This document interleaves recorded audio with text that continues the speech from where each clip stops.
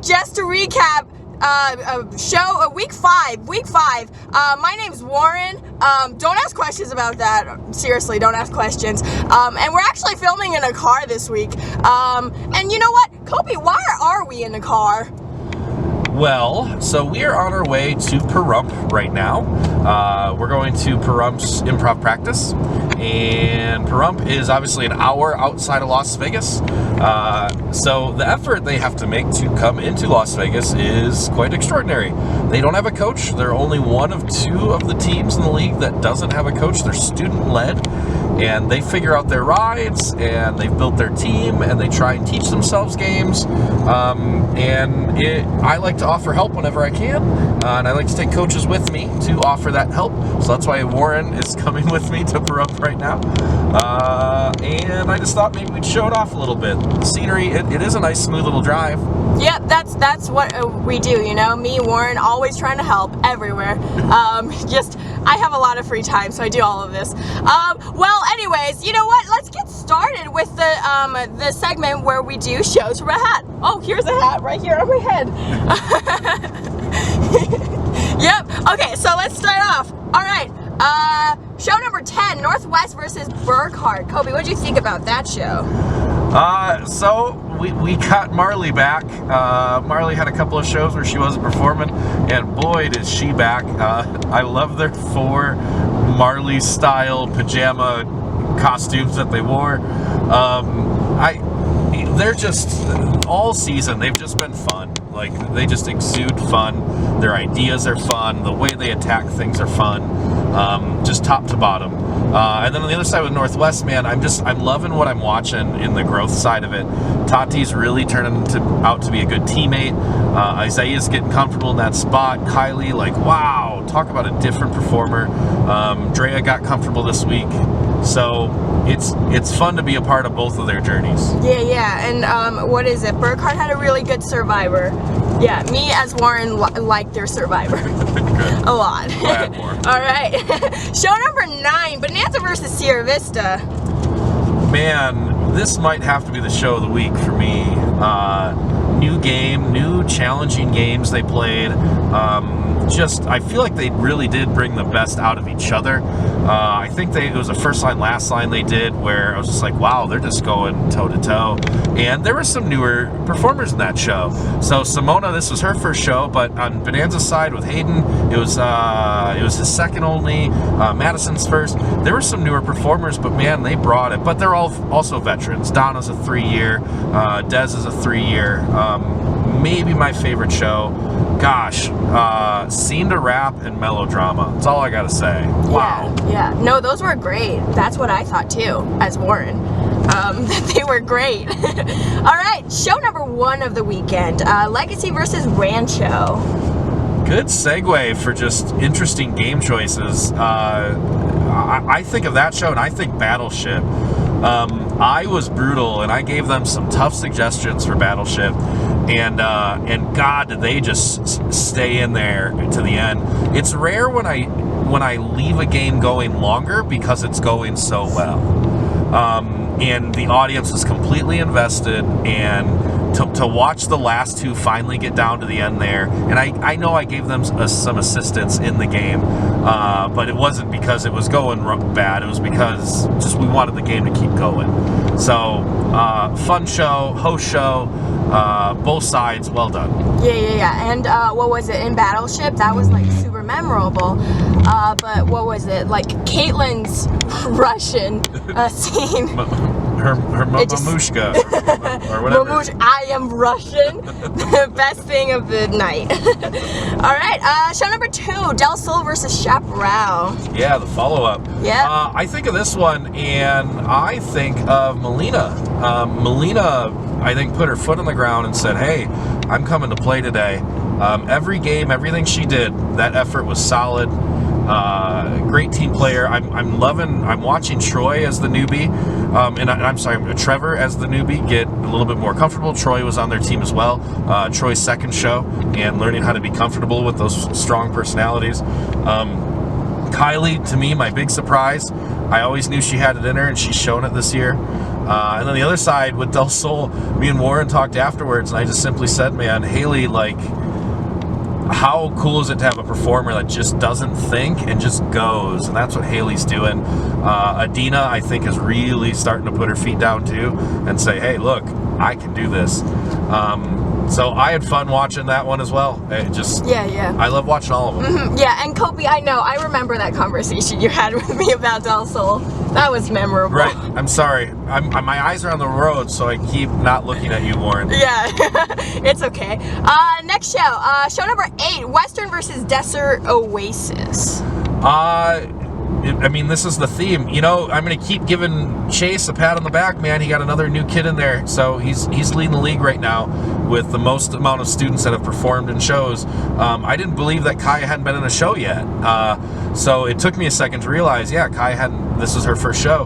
And then the other side, I think Western, none of the 4 of them that performed were new, but they were even more comfortable. Like Chelsea, big shout out to you. I mean, you had a good first show, and in this one, you were characters, and you had weird things going on. I was super happy with that. Yeah. I'm happy all the way around. All right, yeah, good job, Coach Chase.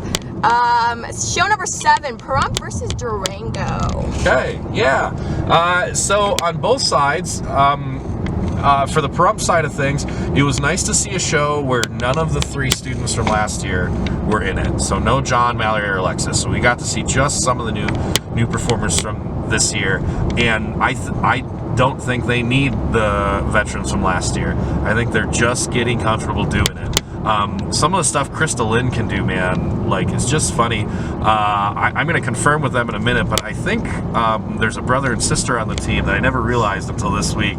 Raise your hand if anyone in this room is related. And I feel really bad about that.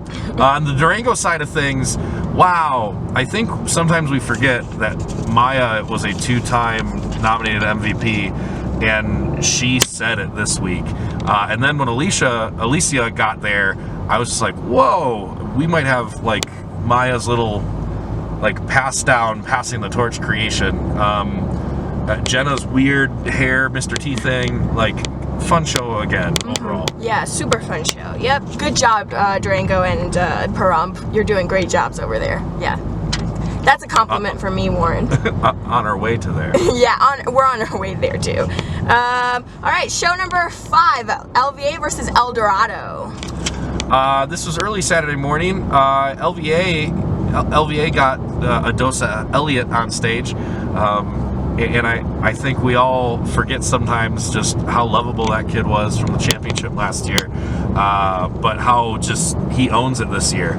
So that nervous Elliott is not who we're getting this ye're, which is awesome. We're getting Emma back in there for LVA. Emma clearly enjoys being up there, and she's really invested time over there. And then El Dorado, we finally got the brothers together in a show. When you look at Antonio and Jameson, you don't think they're brothers at all. Personality-wise, they're not even that similar, but they're just wild and strong personalities. So that was a good way for the morning to go, Saturday morning. Yeah, it was a fun show. All right, let's keep rocking. Next show of the night, of the weekend. All right, show number 4, Secta versus Basic. I extend my sincerest apologies to Secta and Basic for making them do the 8 a.m. show at Legacy High School. That was a scheduling error to where the schools changed and the schedule couldn't follow the change.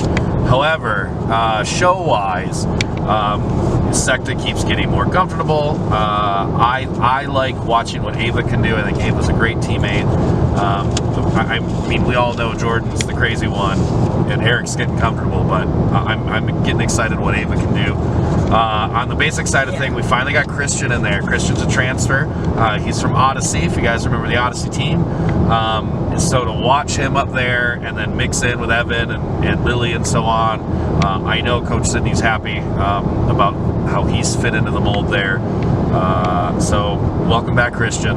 Yeah, man, all I remember from that show is the Parallel Universe. Parallel Universe? Yeah, that was a fun game. Yep. All right, next show. Show number 11, Centennial versus Cheyenne. So Team Adorable came back after their bye week with Cheyenne. So I know for the Cheyenne show, there's a couple of points to where I made a comment to Coach Miley, and I just said, man, they're swinging. Like, they're turning into a team. Susan's definitely finding her voice and getting comfortable up there. And immediately Miley's like, well, we can do this better and this better and this better. And I was like, Miley, take the compliment. Like, you are growing. So yes, but keep doing what you're doing because you're clearly doing it right. And on the Centennial side of stuff, we finally got Mackenzie in a show, her first show this year, and this is her third year, so strong. Another transfer student, so Jewel transferred over to Centennial. Jewel's first show this year with them, coming from Northwest. So Jewel is such a different ingredient into Team Adorable for Centennial. She's a wild, strong personality mixing into Team Adorable. Yep. You guys are doing a great job over there. Next show of the night, of the weekend. I keep saying night. Warren, get it, hold of yourself. Yeah, come on. Show number 12, Silverado versus Green Valley. All right. So, I mean, the thing that stands out in my head is who is Rufus and why has Green Valley been hiding him from us? So this was Rufus's first show, and talk about just a different dose of everything for Green Valley. Like, wow, yay for Rufus. And then over on Silverado side, I think Nick sits at home and draws up ways to be different, and then comes to the shows and then just shows me new things for why he's different. So, I mean, even just their entrance and how they came out at the start of the show, I even at one point was like, hey, you guys have to, I was like, oh, Nick's probably doing something different. So that's what happened. Janaya, girl, you are so ridiculously funny. I still want to give you a microphone. You're finding your voice, but God, are you just funny. Yeah, man. I mean, good job over there, both teams. Yeah, we're really proud of you guys. Next show of the weekend, show number 13, Spring Valley versus Clark. Clark created a game this week. They invented their own game that they played, and it was Chad and John go to blank. That's what they called it. And Chad could only say the word bro, and John could only say the three things that Lil John says. Yeah, okay, and what? That's all they're allowed to say. Oh. So I love the creativity and how we're adding new things like that and it's into like, the league. It's kind of like a version of like Two Lines, huh? It's very similar to Two Lines. Yeah. I think Marlene has established herself as a goofy brain. I think Maddie has clearly established herself as kind of the scene driver and trying to push it. And then on the Spring Valley side of it, with I mean, anytime you put Nicole in a show, I get a plethora of pictures of just her goofy face and mannerisms and whatever. I've gotten Nicole weird pictures for days. So go online and you can see the one that I posted this week, which was very typical goofy Nicole. Awesome. Yep. All right. Next up, show number 3, Sunrise Mountain versus Mojave. Okay, so closing out Friday night. I think that was the first time we got Good Twin, Evil Twin this week. And if you know Sunrise Mountain and you know Luis at all, Luis was Evil Twin. I will leave it at that. So period at the end of the sentence. If you weren't there, shame on you. And then on Mojave's side of it, I was happy with Mojave. I gave Amber from Mojave a challenge this week, and I forced her to guess in 6 things and be the guesser, and she took my challenge as much as she hated me for it. And she showed it, and Coach Greeny, who's now helping with Coach Crystal at Mojave, gave her high praise at the end of the show and just said, man, that girl can do anything. Fanatori, the team, the 4 of Mojave last week had some good fun and chemistry, I think. So Tori, Anthiel, and Drew rounding it out there. So Mojave's got plenty of good things, and I think only with Crystal and Greeny and Mojave, they'll just keep getting better. Yep, we love a team who has good chemistry together, and works well together. So show number 6, Las Vegas versus Desert Pines. So So at one point, I made eye contact with Coach Alex and Coach Gabe, and I was like, "Hey, you're gonna come up here, and they're gonna do some 'What are you doing?" And I know those two as performers, and just the energy they bring to it just melts your face off. And then on the other side Desert Pines did Fortune Teller, and Fortune Teller, they got through that game so quick and so smooth, and that's a miming game. And then I immediately thought to myself, maybe I should make suggestions harder. So comment on this video if you think I should make the miming suggestions and shows harder. I'm sure the whole league thinks I'm just too easy on them. And then back on the other side for Las Vegas, Elizabeth, Anna Lucia getting comfortable, clearly just watching Ashley run circles around the stage with all of that weird confidence she has. Anna Lucia and Elizabeth got a little sass in them too. Yeah, that good show overall, good show. All right, last one from this hat. And it's the last show of the weekend. It's show number 14, West Tech versus A-Tech. Yep, closing out the weekend. So, you know what's funny is that when it's the last show of the weekend, the staff is tired. I'm tired. We're all tired, but that doesn't mean that the performers are tired, because they're ready to go. So there's sometimes where I have to dig from my depths to help this work.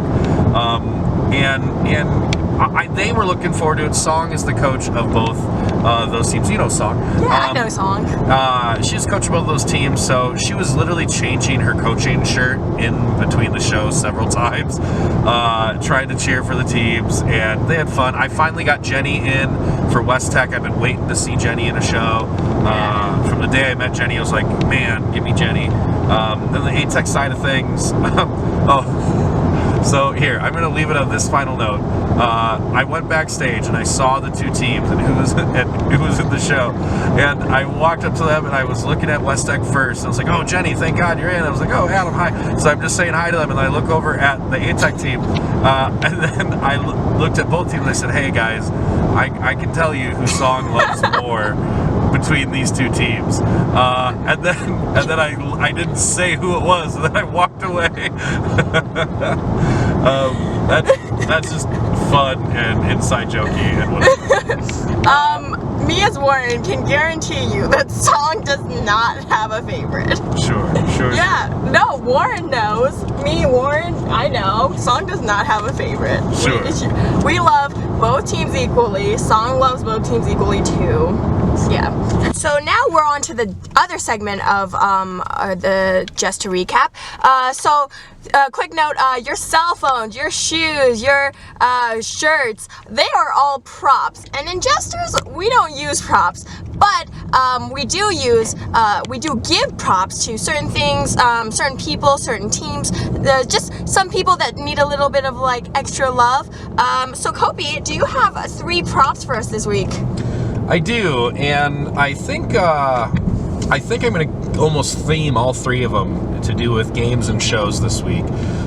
First prop definitely goes out to the Sierra Vista Bonanza show. Everything about that show, top to bottom, just screamed originality, screamed commitment, screamed passion. Scene to rap, man. I mean, how nerve-wracking is it to get up there and try and improvise rap? Now, yeah, maybe they didn't rhyme, but they did it. They just went for it. Misha, man, when you put your hair in a ponytail, I was like, wow. And then the discipline it takes to play melodrama. Coach Tirza, like, way to push them to try and narrow that down to make that work and make that effective. That's a game we just don't see in the league anymore. So that show has to get props number 1 based on what they did and how they did it. And if we're sticking on the ideas of themes of games, I'm going to give my second props to Friday night's Legacy Rancho game of Battleship. So Battleship's getting my props. Mamushka and Caitlin and your ridiculousness. On the other side, watching Rancho and Legacy, it like tie their scenes together with blowing the kisses from Earth to the moon. Like, it's just funny how they tie that together. Way to play just an awesome game of improv. You listen to each other, you work together, you played a great game together. And then last, I'm going to give it to Coach Song. You know Song. Yeah, I do. So you might not know this, but Coach Song coaches 2 schools, West Tech and A Tech. She also helps teach improv at Fias Middle School.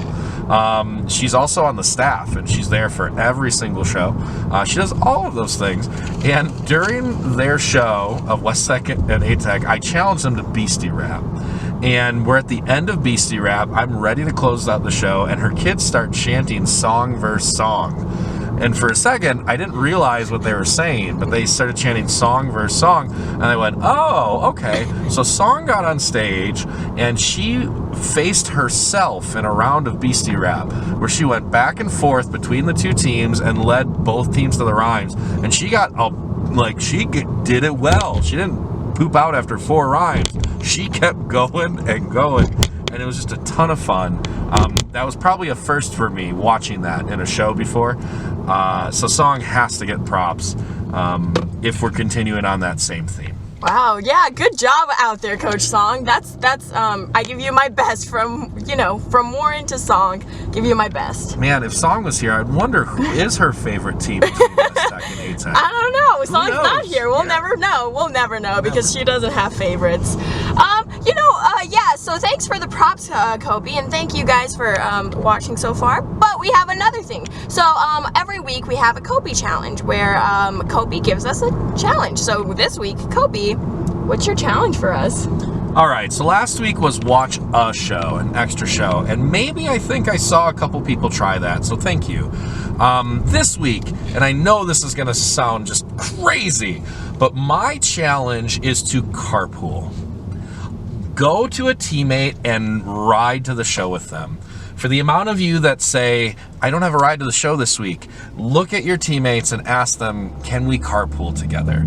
It's really not that foreign of a concept. Believe it or not, me and Warren are carpooling right now. We're literally doing it. Not only will carpooling help the families involved in the actual driving, but you might actually become closer with one of your teammates. So just that ride to school together, that's a bond that you can't break sometimes. Tuacahn, I mean, you taught us the best. That bus and everything that Tuacahn was. Tuacahn, we still miss you. Pahrumph's going through it now with their big carpool. Carpooling, wow, it will make your parents happy. And not to mention, your teammates all live close to you because you go to the same school together. So getting a carpool together really shouldn't be that hard to organize. So my challenge this week is carpool. Yeah, awesome. Yep. Now we heard the Kopy challenge. So finally, to end out this week's just to recap, we ask a question to Kopy. Something that we can like dig into his brain and figure it out. And this week, as Warren, I, as Warren, don't have a boat. But I wonder that if Kopy were to ever have a boat, what would he name the boat?